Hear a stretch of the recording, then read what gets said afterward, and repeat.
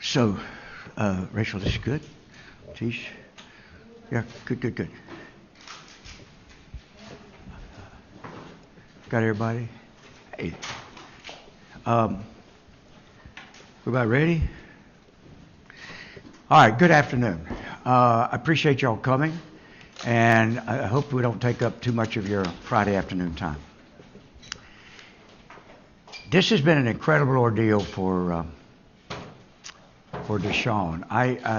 We toyed with the idea of having him here today, so I indicated to some people he might be, and we made a decision just a little while ago that it really wouldn't add anything because I wasn't going to allow him to answer any questions. And I think most of you all understand that. You've got investigations going on, and not just police departments have been asked to look at it, but the NFL. There may be other agencies that look at it. And my malpractice insurance wouldn't handle me allowing him to talk right now, okay? So if that was the case, then why else have him just sitting here listening to us talk about him? But that is what we're going to do and about this case. I want to start out with you, and then I'm going to ask some of the people that have been working on the case with me to offer some observations. But I think why they're really relevant is you folks have heard read a bunch of petitions. You have read some salacious allegations. You've seen at least two conferences, press conferences by Mr. Busby. You've seen, I think we counted 40 Facebook posts, 20-something Instagram posts, and so on. A couple of press conferences. And we've been noticeably quiet. Before I start with some observations and ask others, just so you know who's up here, I'll start right here with Leticia Quinones. Leticia is a member of our firm while also having her own firm. She's of counsel to our firm because we do a lot of cases together and is a member of our firm. She also has her own separate firm. We have, over the last 2 to 3 years, not only become very close friends, but involved in a lot of cases together. And now you'll see she is listed as an of counsel member of our firm. Rachel Lewis is from L.A. By way of University of Virginia Law School, University of Virginia undergraduate, UCLA Law School, a couple of clerkships, and has rapidly become, in very short time, an incredibly big asset to our firm. Laura Hollingsworth is a partner in the firm, has been with me and us for 19 years now. Her husband used to be a partner in the firm, now has his own practice, has been intimately involved in this case with us from the beginning, and is a tremendous lawyer. Started out as of counsel when she was having 3 children, and then came back to full-time and a partner. And then, if we look here to my right in a second, is Leah Graham. Leah Graham has been is a 6, 8, maybe into the 9th year lawyer, has been very, very involved in this case from the very beginning. And I want to go through those introductions because I'm obviously surrounded by 4 women. I wanted to make sure that you did not believe that we went out and hired women to be part of this case because of the type of it. These we were trying to do the count. Our firm now is majority women. The partnerships, until we had one just leave and move to Canada, were half and half women and men.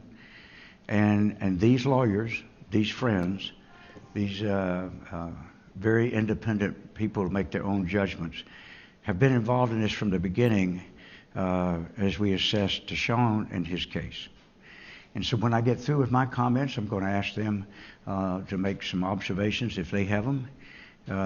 I don't know what any of them are going to say, but they have very strong feelings about not just what's going on, but about what the kind of person Deshaun Watson is and what we've done to try to figure out what we believe happened without some type of blanket condemnation of the people that have sued us. But let me start out about you folks, the media. I don't think there's any secret in Houston that I've probably, of the people I know and live, probably been the most strongest advocate of what y'all do that I know. Many of you have heard me say in other forums, in my lifetime professionally, first time I was probably ever quoted in 77, and I want the audience to know this because I don't join in the cynicism about the media. Even when we get criticism, even when we don't want to answer the questions you want to ask, even when we get upset with an article or broadcast. Fact is, I've been doing this as far as publicly being asked questions by the media since 1977. I'm not happy about that figure because you can do the math after that. And since 1977, to this day as I stand here, I have never been misquoted, not by a single member of the media.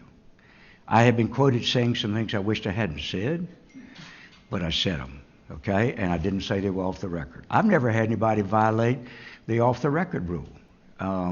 So I stand before you as somebody who's not criticizing the media historically and not criticizing now. Y'all have done your job. You have not been unfair to us. And the reason you haven't been able, it has gone so badly for us in the media, is because we have not been comfortable talking to you. So y'all have done, and everybody in this room or anybody that's on the Zoom call all knows that everybody in the media that I'm aware of actively and aggressively sought to get our side, and we refused.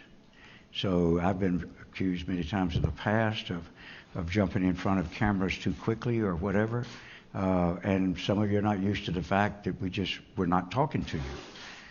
And the reason is we don't know what happened for sure.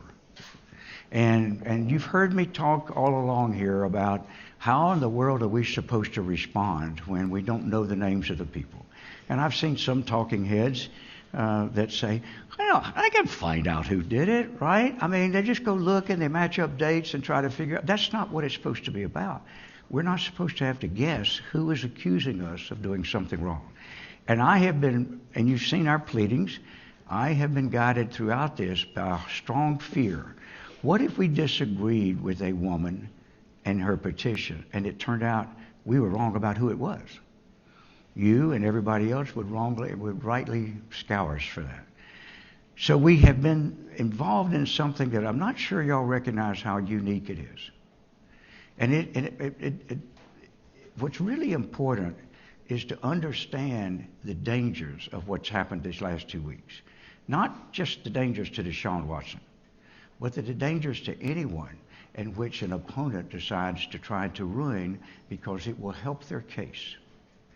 Because if you stop and think about it, let's assume for a moment that given the rapidity of social media, that someone decides that it's to their advantage, whether it gives them advantage in litigation, whether it gives them advantage in anything else, to go out and just lambaste the target of their ire and lambaste somebody that the media and the public care about that has a reputation so that they will get the coverage they want.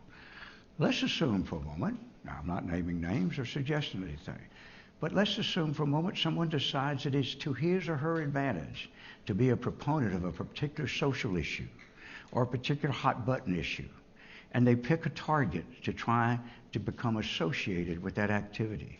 And they give all these self-serving social media posts about how wonderful they are and how the champion they are of this or that. And then they make these horribly salacious allegations anonymously.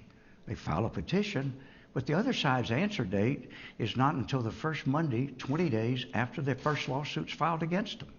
In the meantime, the object of it doesn't know who it was. How do I know? How do I prepare? What do I do? And then people who are sympathetic to the social issue being raised say, well, what's the big deal? You can find out.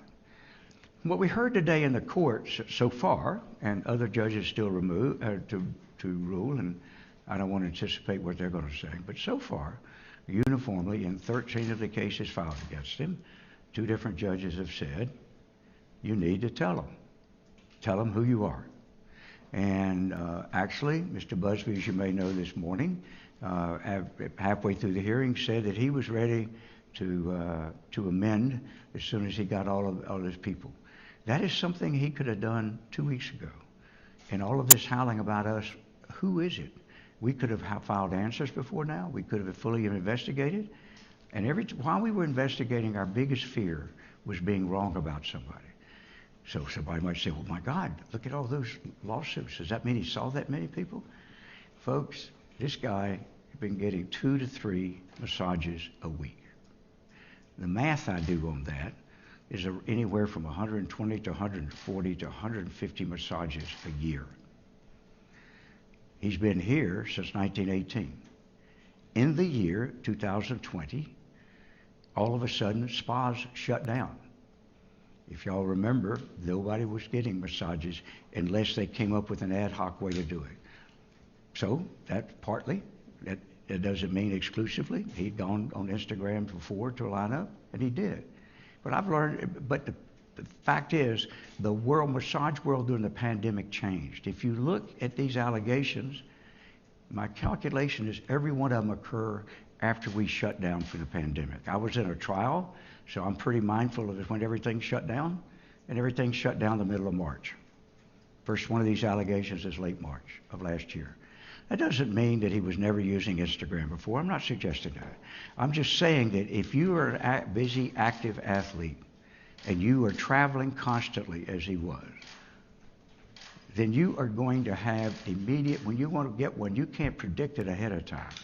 And by the way, these football teams don't have this battery of masseuses. I think that's probably something when y'all look into it and start talking, you'll find out it's not the case. All these players, they use different masseuses. Which is another thing that I had to learn because of the generational aspect. Millennials live on Instagram. Those of you who are millennials know that. Those of you who are not have probably discovered it long before I. They do business on it. Deshaun lives on Instagram. He does business transactions on Instagram. Other people do. I'm discovering a much more prevalent use of it than I had any idea. I'm not on Instagram. I don't do Twitter. I'm not on Facebook. I am an idiot about modern communications. But what I've learned is everybody else is not. And so there are all kinds of things that one, if you first look at and if people had questions about, that I have found are totally normal. Now, once we find out who the names are, once we find out we no longer have to worry about whether or not we're guessing right about the right person, we'll examine these allegations just like anybody else. And just like I hope y'all will. I trust and hope that once y'all find out who the people are, you will do the same type of investigation of these cases that you've done of us. So I wanted to make sure in my comments that you understood that I am not blaming the messenger that sits in this room or on the TVs. But I do want you to stop and think about the logical implications of what has happened here if it continues. Think about this. Social media, when I started out representing people of some prominence, the whole goal was try to get back and get a response right away. If you go back decades to the Bill Clinton days and all, they had their rapid response team, and their goal was to have an answer by that night. Okay? But back then, everything wasn't posted as soon as it happened. You didn't have all these immediate media sources. Now, when you make the allegation, it's out there right away. And if we're unable to give you an informed answer, it stays, and it stays, and it stays. And that's been one of the frustrations and problems here. So in a public sense, Deshaun has been absent as a defense by his attorneys. I've been through this a few times. I've had lawyers suggest I ought to turn in my bar card, that I didn't know what I was doing, it was horrible. But part of the criticism was based on the same thing now. Our firm does not intend to come out and talk to y'all or the public or anybody else before we have a comfort level about what really happened. And I am not about to accuse 22 women we have now of ill motive, of lying, or anything. All I know is we're supposed to start out with you assuming we did not do it, and then wait to prove shows that we did before you make up your mind. That presumption is pretty much gone in the way social media and all is used now. Because once the allegation is there, we know what, you can't take it away. Deshaun is not for one moment arguing about what this has cost him money-wise and all. Y'all have talked about, you've seen about some of the endorsements being withdrawn or suspended because companies understandably don't know whether they want to be associated with him. We're not even addressing that. People can make money back up if they lose money. What they can't get back is their reputation. And that is the most destructive thing about what's happened here, where we can't informedly and responsibly respond yet, and yet we have been hammered time after time. And this is also born of our lack of response to you. It's born of my caution to find out what happened. So one of the reasons I asked some of the lawyers to work on this case that have worked on it to come over to the press conference. First of all, this is the team with the exception of a couple of the men lawyers in the firm. We, as I said before, predominantly women now. We're probably 9 or 16 or 10 and 6, somewhere around there. We're a predominantly woman firm, but we do have men working on these cases too. I don't want to say otherwise. But this has been sort of the core team, along with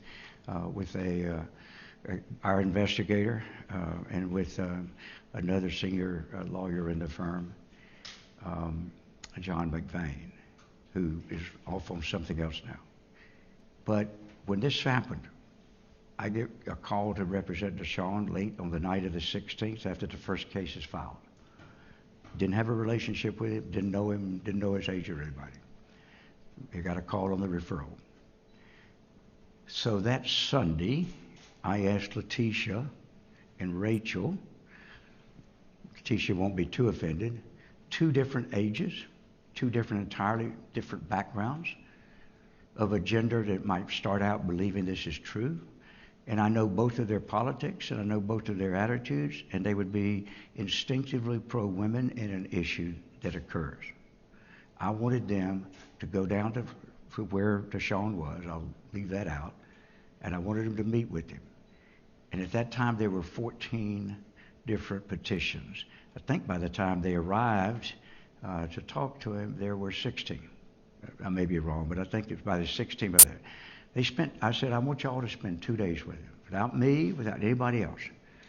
I want you to go over as much as you can with him. And at the end of that day, I want you to tell me what you think. And they did. And they spent the time. And at the end of that time, they could speak for themselves. But both of them called back to say, we deeply, deeply do not believe this guy ever did anything non-consensual with any woman during any of this. He didn't coerce them. We don't believe he used his position. We don't believe he intimidated him. We simply do not. Were there sometimes consensual encounters? Yes. And will that come out in any kind of litigation or trial? Of course it will. And that's where it should come out. But I think it's important for y'all to know. And then, for instance, Laura at that time wasn't involved. She gets very involved shortly thereafter.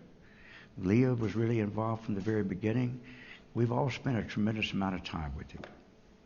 And I think it's important that maybe you hear from them as to their observations, and then I'll try to wrap up. I realize this is a Friday afternoon. This is partly me trying to apologize but explain to y'all why we have been silent. Letitia, let me start out with you.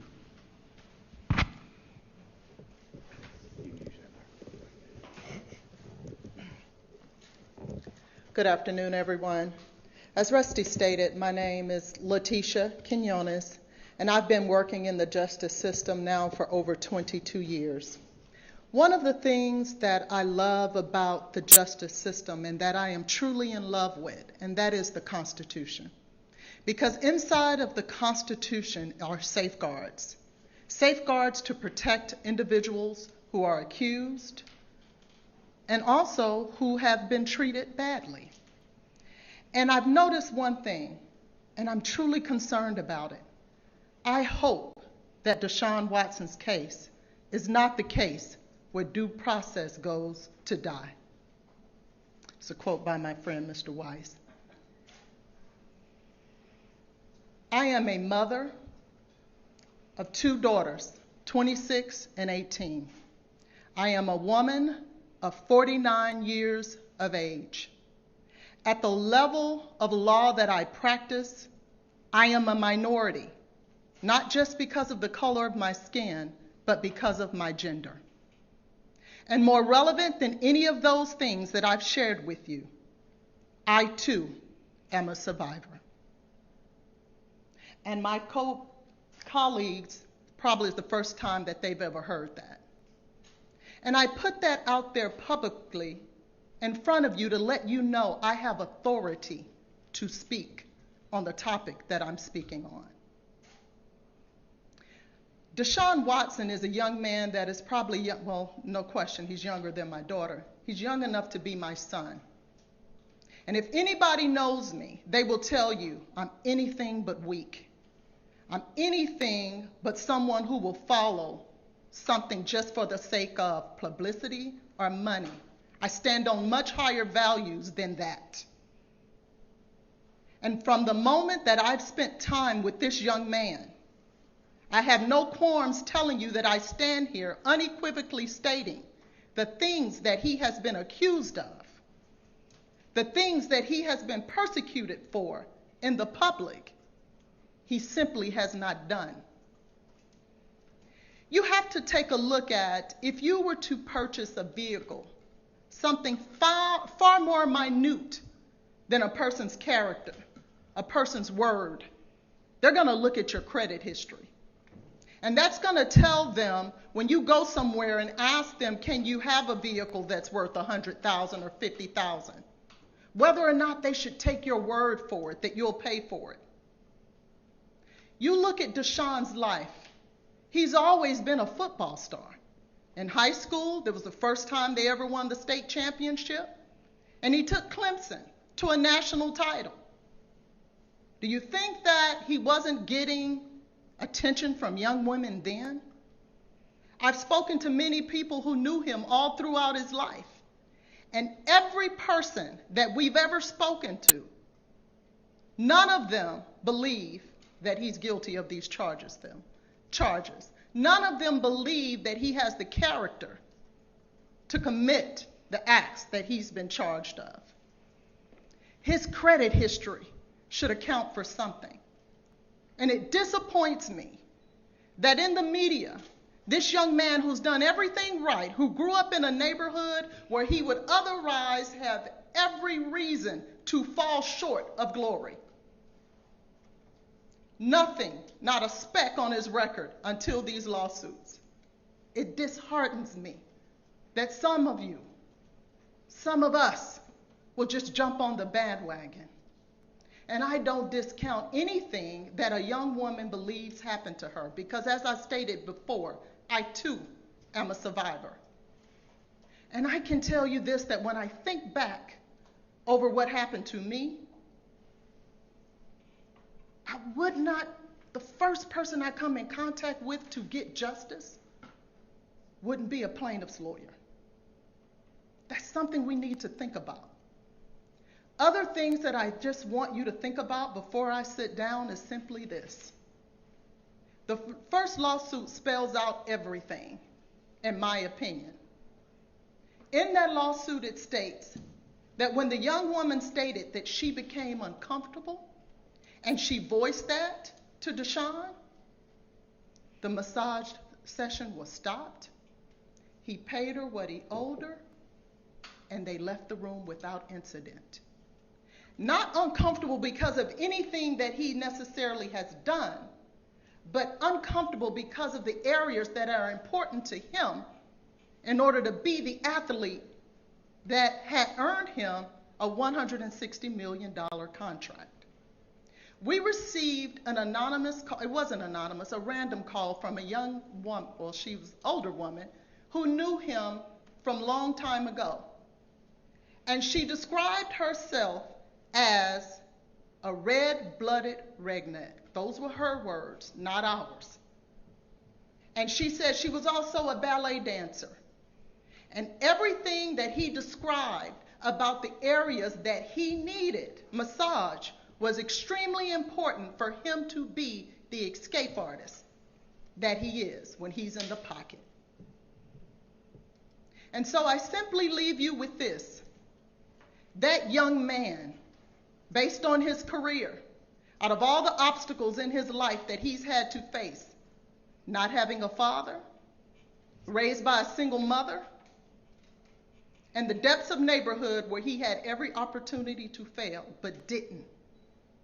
And everyone who's come in contact with him that loves him and his character stood on its own, he deserves the right for you guys in the public to allow this case to play out where it should, and that's in the courtroom. And I'll leave you with this. I want you to think about something when you start thinking about where he was getting massages and how many massages and reaching out on Instagram. For one thing, my children, everything they do is off Instagram. It's a new day and time. If you're going to advertise your business on Instagram, why is it a problem if a customer comes to you as a result of your advertisement? When is that wrong?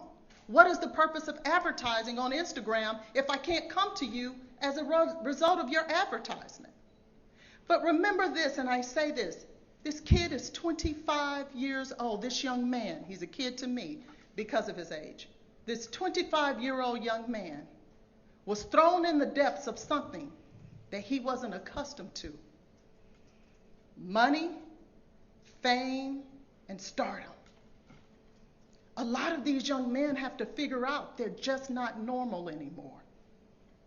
And on the first time that I met with Deshaun and we were sitting down across from each other, I said, son, do you realize who you are?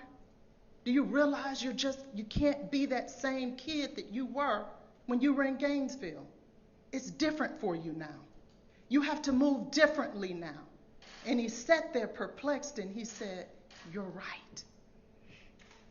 You're right.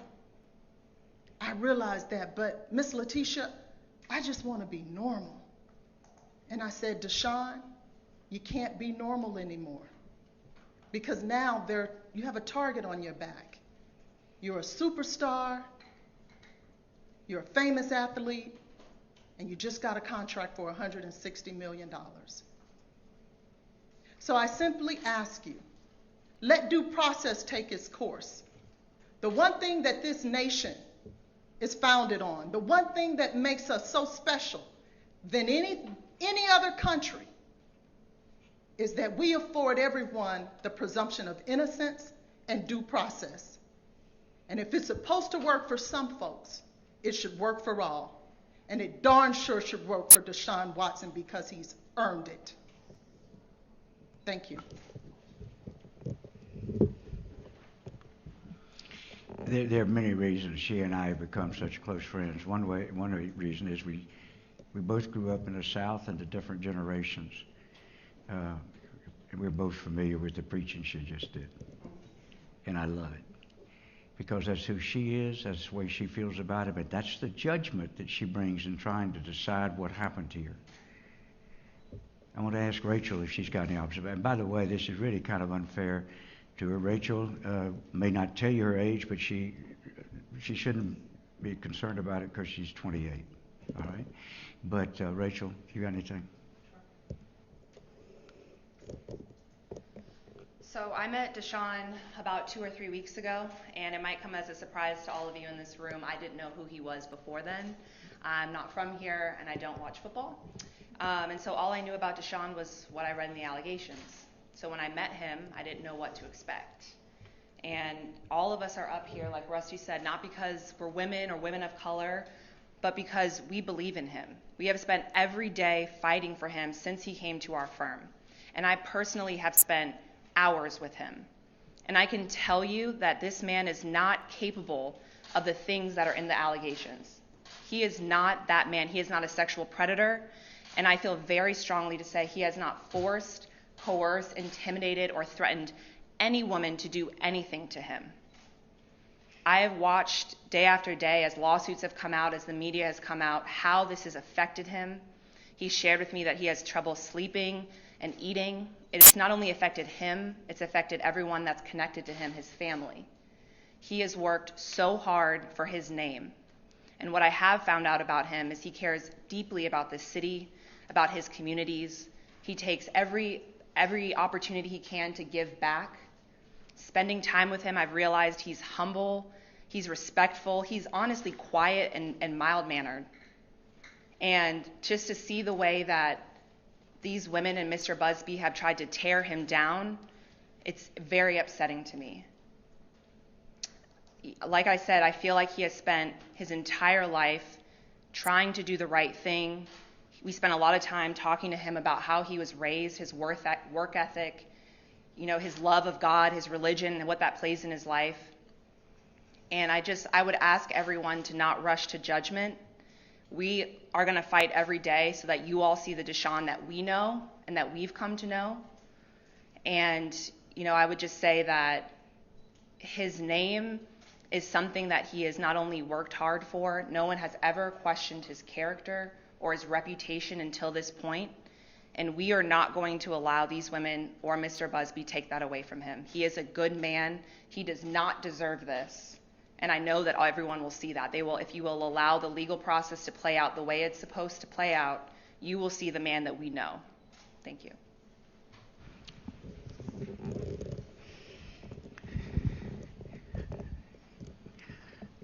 Leah Graham is a master at getting a bunch of stuff together very quickly. We've looked at all the social postings of Mr. Busby through all this. None of us as lawyers have ever experienced this kind of thing. This kind of dribble out 2 here, wait till you write that story. Then 3 here, wait till you write that story. 4, 3, always, as I've said repeatedly, anonymously. And to what end? Leah, I want to ask if you came at it after, really, I think, they got back from visiting with Deshaun. You want have anything to say?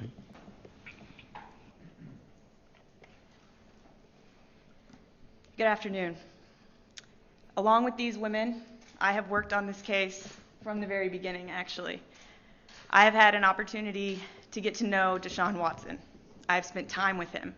I have spent time with women who know him personally, who have worked with him professionally. And what I want all of you to know is that there is another side to this story, a side that has not yet been told. One fact that I actually found very interesting about Deshaun is that he doesn't have an entourage. He doesn't have a staff. He books and schedules his own dentist appointments. Knowing that about him, does it surprise you that he would also schedule his own massage therapy sessions? Knowing that, is it odd that he would schedule these therapy sessions on the primary platform, and in some cases the exclusive platform that these massage therapists use to market themselves? I think there is another side to this story that I am confident that we will be able to tell. I think that today's victories in helping us to identify who these accusers are will go a long way in helping us to share our story and to show you and to prove in court that Deshaun Watson is not the man that the plaintiffs want you to believe that he is. And I'm confident at the end of the day, in a court of law, we will prove that he is not guilty of the allegations being made against him. I don't want to discriminate against Laura, so I'll ask Laura. I hadn't told her that I would ask her to see if she had anything she wanted to add. And I can just add, everything that these women have said, I fully support 100%. I've watched us all work hard and spending time with Mr. Watson and to really understand who he is. And I deal with rules. That's kind of my thing. And what I do is have the utmost faith in the process. And so I really look forward to our ability to play on an even playing field in court where we can show that Mr. Watson, as Leah said, isn't the man that the plaintiffs and Mr. Busby would like to portray. So I'm about through and didn't take your questions if you have any. I don't want to feel like people have to stay here longer than, as I said, your Friday afternoon does. A couple of things I want to finish with. One is Leah has said, he's not guilty. Well, the irony of that statement is these are civil cases, but they've been conducted like a criminal case in the media. None of these women are suggesting that they were sexually assaulted in the sense of any type of penetration or anything. As I've read them, there are only 2 or 3 that claim there was any force used. Most of them are women who say they felt uncomfortable, didn't approve of what portions he wanted it done, rubbed or so. Many of them were unfamiliar with the type of massages he was asking for. All of those are facts to be sorted out later. The problem with this firestorm that was created, it's too late probably to change people's minds. And that's tremendously sad. But all I really wanted to do through this press conference, and all we wanted to do as we talk to these judges in public hearings now, is not to extrajudicially litigate the individual cases and facts, but it is simply to try to move the needle back to the middle. In the hearing today, Mr. Busby, in both hearings, he pointed out the criticism these women have gotten on social media. That's wrong. Let me tell you now before we wrap up. Every single person up here has been a women's advocate, including myself. And all four of these women have been strongly women's advocates. And in my case, as a prosecutor for over 15 years, I tried cases numerous times of sexual nature and assault on behalf of women. I mentioned to the court this morning that in the criminal justice system, I routinely tried cases in which the woman's name was not used in the indictment. That's because the law allowed that, and it was appropriate. I think if you go behind Letitia's comment, the point is we wanted to encourage women to go to law enforcement, investigate these cases, and prosecute the wrongdoers. We have said from the beginning we will totally cooperate with that process, and that still hasn't changed. But it is only fair to ask, can't we just at least put that needle back in the middle? There was a labor secretary during the Nixon administration that is the source of that quote many of you have heard, when he was congratulated on being found not guilty, and he stood on the courthouse steps in New Jersey and said, "Now where do I go to get back my reputation? Where do I go to get back my new good name?" That is going to be part of the challenge for us, and something that we're incredibly dedicated to trying to correct. But for the public message is, please don't denigrate these women for coming forward. Don't be writing all this social media stuff criticizing them. That doesn't do anything but demean all of us.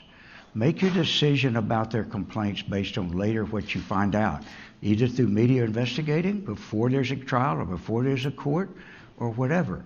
Mr.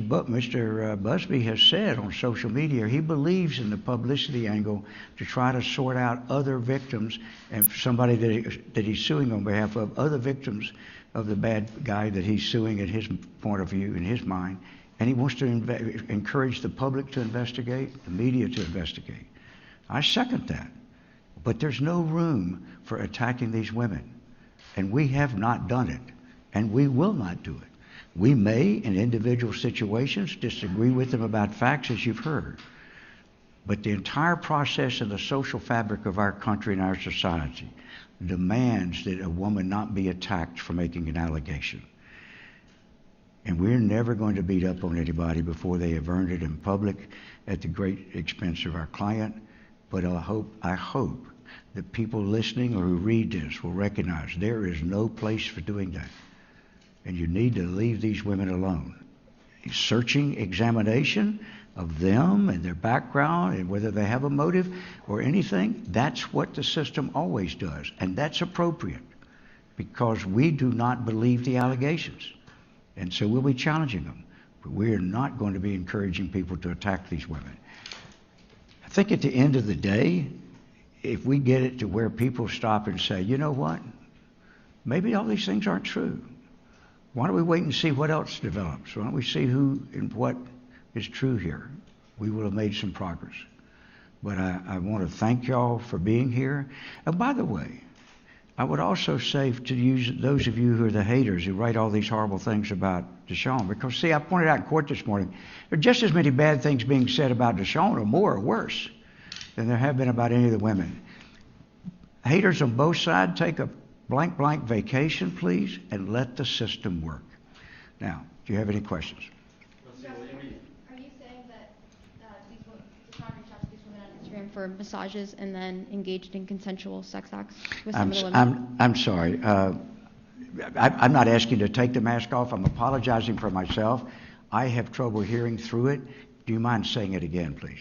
So are you saying that on Instagram, Deshaun reached out to some of these women on Instagram, booking a legitimate massage, and then engaged in consensual sex acts with some of these women? No, I'll put it another way. I mean, you could get that from what I'm saying.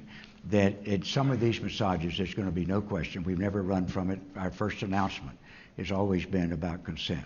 That on some occasions, some sexual activity would have taken place. I'm not going into what it is or how, the nature or the numbers or with whom.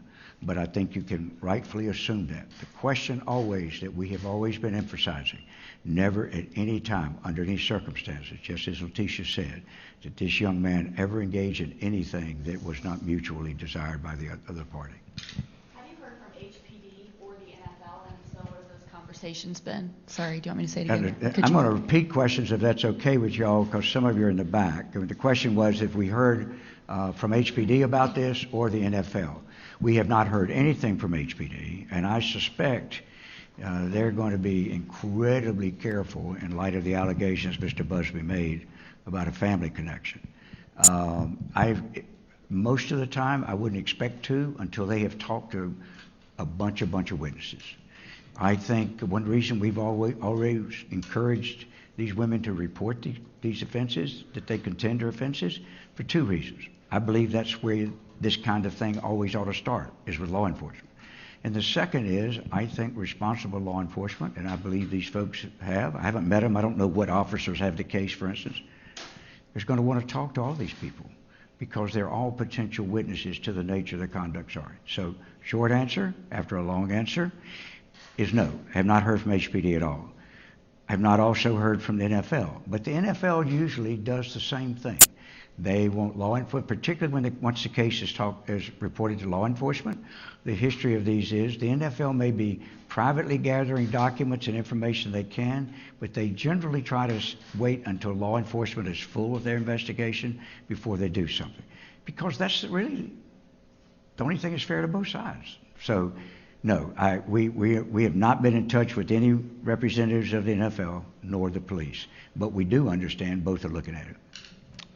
Rusty, I know you haven't heard from HPD, but do you know how many criminal complaints have been filed against Deshaun? I know one was publicized, but Tony said there was 2 or 3. So. No, Tony is our only source of information on that. My understanding is in his last press conference he said 2 women had. Now, whether some others have come forward, I don't know. Now that so what do we have? So she had 12 and 1, so 13 cases. He's been ordered to mend. He's indicated he's probably going to mend all of them now with the women's names. I don't know whether that number has changed, but I would encourage any and all of those women who believe that they've been wrong to report it to the police. I strongly am an advocate of that. Anytime a woman thinks she has a legitimate complaint, she should go to law enforcement and be encouraged. In fact, one of the things that bothered us is this idea that he didn't trust HPD, so that discourages women to do it. And I think that's wrong.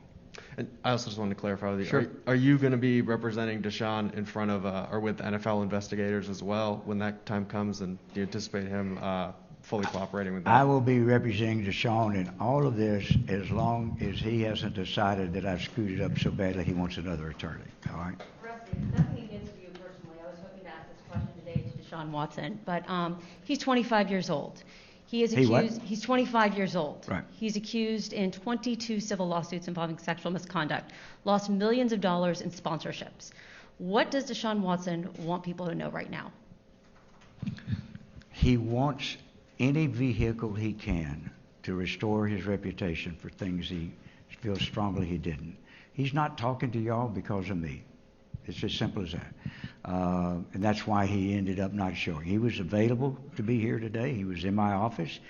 I think I saw you right after we left court to say he might or may not be here because it was going to be a decision made at the last minute. And I finally decided, since we weren't going to allow him to answer y'all's questions, what the hell was he doing sitting up here? I mean, it was just listen to all of us talk about him. So ultimately it didn't make sense. But what he wants more than anything is to get back his reputation. You're right. The money? Yes.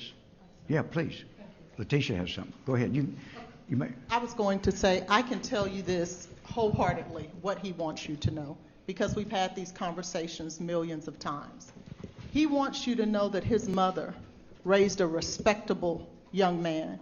He wants you to know that he is responsible to his communities, to the women that grew up around him, and to women he doesn't know, including the 2 women when he got his first check, that he gave them a portion of it because he told someone he would, and he kept his word on that. He wants you to know that he is a man of character, a hard-working young man who has earned everything that has ever been given to him, and that he would not throw it away by disrespecting young women and assaulting them sexually, because he doesn't have that to do. And so when you ask what would he want you to know, he would want you to know that his mother raised a respectable young man who would never violate a woman's conscience because it would violate his own. And he would want you to know that the full tapestry of his life is relevant in trying to decide the validity of these charges. He wants you to do exactly what Letitia said earlier. Take into consideration what he has been like until all this happened in the public mind, and make that a relevant piece of evidence. He would want you to know he didn't ask those 18 women to come forward. He didn't do that, and we didn't ask most. Most of them contacted us. And we never suggested the fact that 18 women spoke so well of him, and there were many more, that meant, therefore, he wasn't guilty of anything wrong. We meant only as you go to make up your mind about whether this guy is the demon and the sexual predator that he's been accused of by Mr. Busby, as you go make up your mind, look at all these factors, the very things that she's talking about, the full tapestry of that man's life. Because in all due respect, what we witnessed here is a new model for extortion. That's all. You bleed it out, you keep saying it, you keep saying it, and you keep talking about it. You say it's not about money when the whole thing happened. One of the things I haven't seen y'all talk about much that might be worth noting. One of the women that testified at the press conference on Wednesday, or was there and spoke, the issue was, she said, this is not about money. But the fact is, if Sean's people you've since seen in writing, if they had been willing to pay her $100,000, she would never have said a word. Now, I don't know how she was willing to go forward, and she has every right to do that if she thinks she has a right for a suit. But if you're somebody like Deshaun, well, wait a minute, she wanted me to pay $100,000, and she would never say anything about it. And only when we said we wouldn't pay are these allegations made. Is it unheard of for a demand to be made in civil litigation? No, it's not unheard of. Is it wrong for somebody to make a demand? No. But those are all relevant facts in deciding the credibility of the facts. And what Deshaun would want is, isn't the way I've led my life before these allegations at least relevant in deciding whether I did what I'm being accused of now? And we think it is. He would want you to have, as an act of faith, he didn't do it until somebody proves he did. Mr. Hardin, 2 questions. The first one, you've mentioned 150 massages a year. Right now we know 40 women that have come forward, 22 accusing him of sexual assault, 18 who are defending his actions or the process. The question the public has right now is why? Why seek so many massage therapists? Yeah, think about it. The numbers I started out. Think about it. Just figure out how many massages, 2 to 3 a week. And that's been his schedule for about 4 years. These are all on this. And those 18 were not just for the year 2020. These allegations, I think that, as I said, I think all 22 have to do with 2020. You have to remember, the landscape and the availability of all of these things changed for 2020, the middle of March of 20 till now. And sure, it's a lot. And the reason is because he got a lot of massages. But during COVID, why go through so many different people exposing themselves to that? Well, that's a very valid question, because the answer is there's not some group sitting out there waiting to give massages. And the NFL doesn't have them. The teams don't have them. I think one of the big misunderstandings is, I think if you check with most players, some players I read say, well, I usually pick the same person and try to use that person as possible. All of that changed last year. You didn't have a group of people over in your room ready to get. And let's just talk about, I don't really want to belabor this too much, but let's look at his schedule. He's a quarterback. He's a pro quarterback. His schedule is longer than everybody else's, and it's more unpredictable.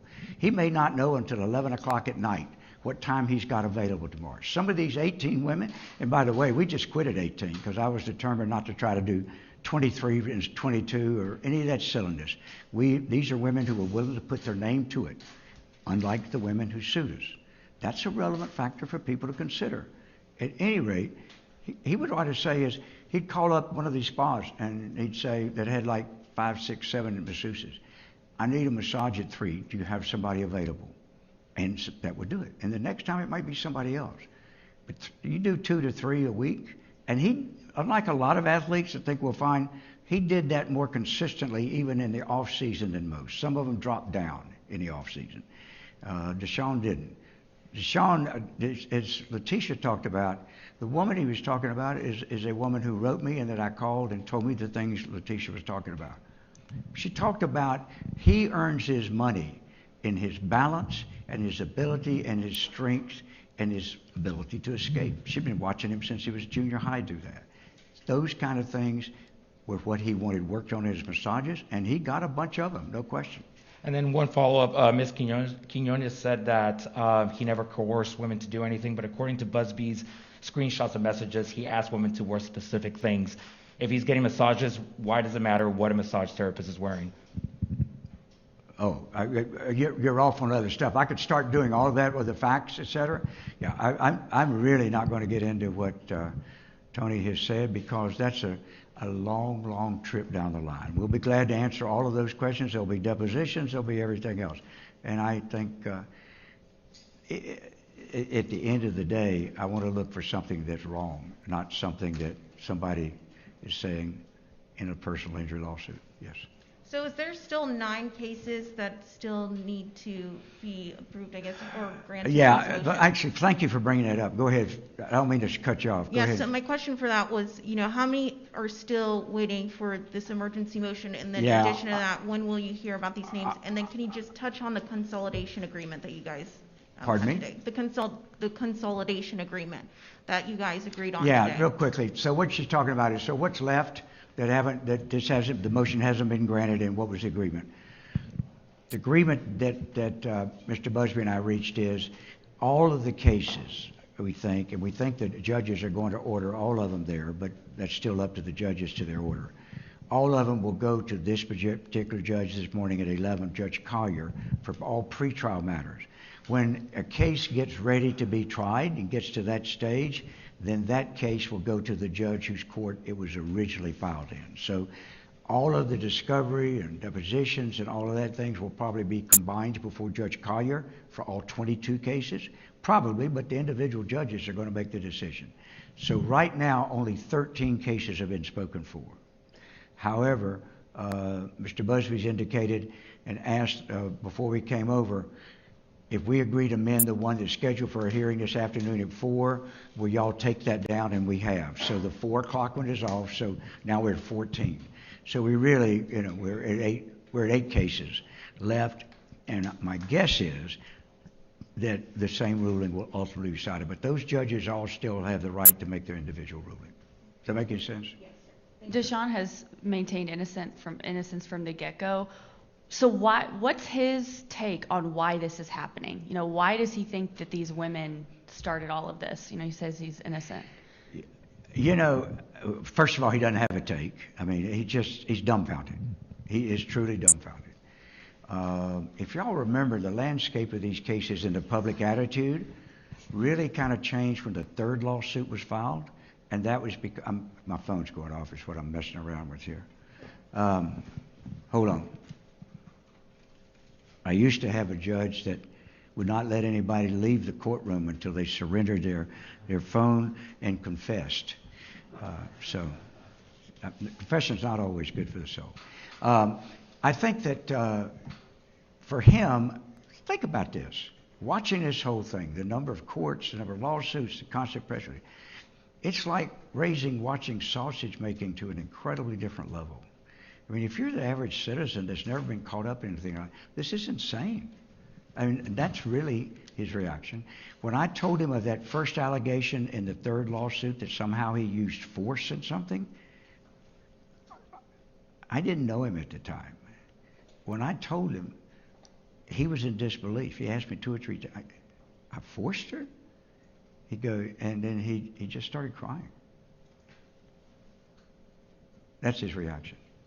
And that's the thing for y'all to remember. We don't cry about things that we did. Yes, ma'am. Mr. Hardin, you have discussed some of the details and the allegations. Another one that was consistently brought up was that Mr. Watson was nude.